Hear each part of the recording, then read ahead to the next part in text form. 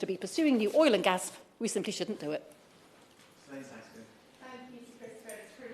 Under your chair, and many thanks to my right honourable friend, the member for Spelthorne. Again, it's a pleasure to be back discussing with him floating offshore wind, which as chair of the APPG for the Celtic Sea, both gentlemen present have spoken to me at length.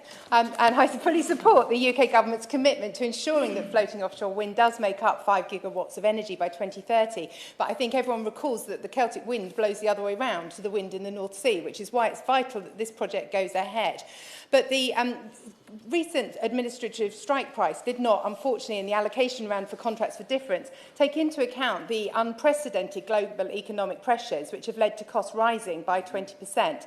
And an already challenging picture in the Celtic Sea has been exacerbated by delays in leasing rounds for projects by the Crown Estate, as well as the lengthy amount of time key strategic ports have had to wait for the government to announce the much-welcomed floating offshore wind manufacturing investment scheme essential to the funding for the delivery of port infrastructure. And I fear at this pace we will miss the opportunities of flow in the Celtic Sea by 2030 and potentially deter much needed international investment into the Celtic Sea.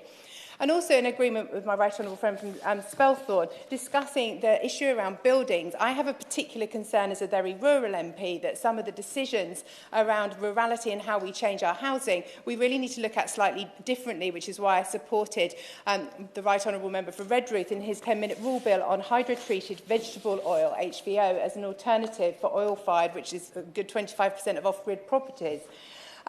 I'd also then like to come on to biomass. I again declare an interest as chair of the all-party parliamentary group for wood panelling, which isn't the stuff on the walls, it's basically kitchens and the like, and I thank the Minister for his engagement on this matter. But in my mind, burning wood for energy is a short-sighted and environmentally damaging endeavour. Wood is too valuable a resource to simply burn, given it's the best way to sequester carbon and avoids the use of environmentally damaging materials in the economy. Here, those wood-dependent industries are struggling to get the wood supply they need, and addressing that should also be a focus of policymakers. And we do need to change direction. In addition, we cannot rely on BECCS for energy security under net zero scenarios, and we are fooling ourselves if we think that we can. Proponents argue that BECCS will help to contribute to energy security, but this is inaccurate. BECCS comes with an energy penalty, as it requires energy to power the CCS unit and to provide power to the grid. Because of this, BECCS can either maximise power generation or CO2 capturing. It cannot do both.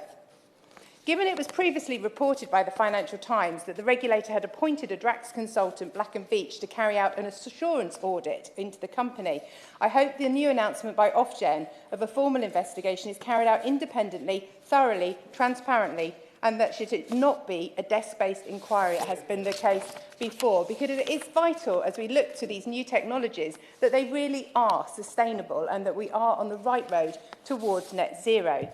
We haven't touched much today on transport, but as an active travel champion, I am concerned that tomorrow's National Audit Office report will again announce that we are not meeting those goals either in achieving our active travel measures, and that we do need to do more to actually decarbonise every different element of our society.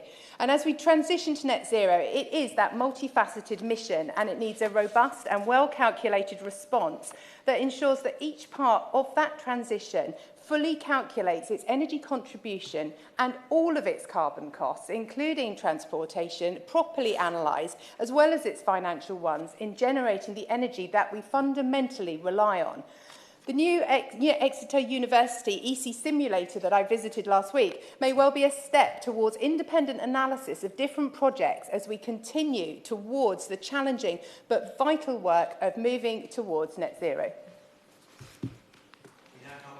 The wind-up, Gavin Newland. Thank you very much. Sir Crystal, it's a pleasure to serve with you in the